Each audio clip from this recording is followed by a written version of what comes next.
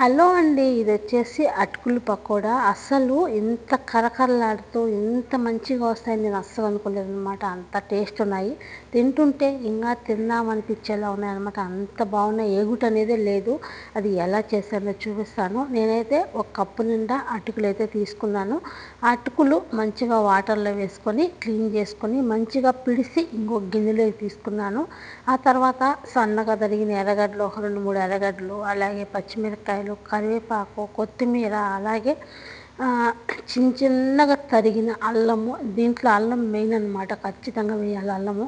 ఆ తర్వాత సరిపోయినంత సాల్టు, జీలకర్ర, ధనియాలు అయితే ఇలా 2 ఉప్పులుగా చేసుకొని వేసుకున్నాను.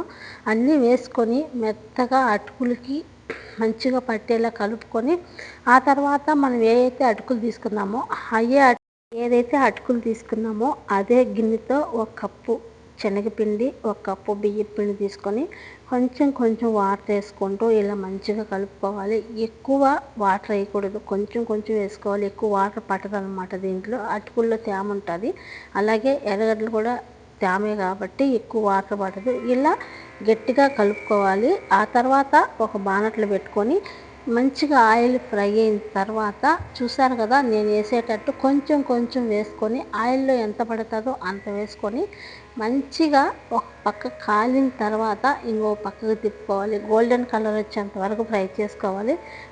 ఎర్రగడ్డలు కొంచెం ముందే తీసేసామంటే మనం అవి వేడుంటాయి కాబట్టి బయట తీసాక కూడా ఎర్రగా అయిపోతుంది. అస్సలు పకోడా అయితే ఎంత టేస్ట్ ఉండిందంటే అంత టేస్ట్ ఉండింది. కరకరలాడుతూ చాలా బాగుండింది అనమాట. మీరు ఖచ్చితంగా ట్రై చేయాల్సిన రెసిపీ ఇది. ఖచ్చితంగా ట్రై చేయండి. వీడియో ఎలా అనిపించిందో ప్లీజ్ లైక్ చేసి సబ్స్క్రైబ్ చేసుకోండి. Okay, bye.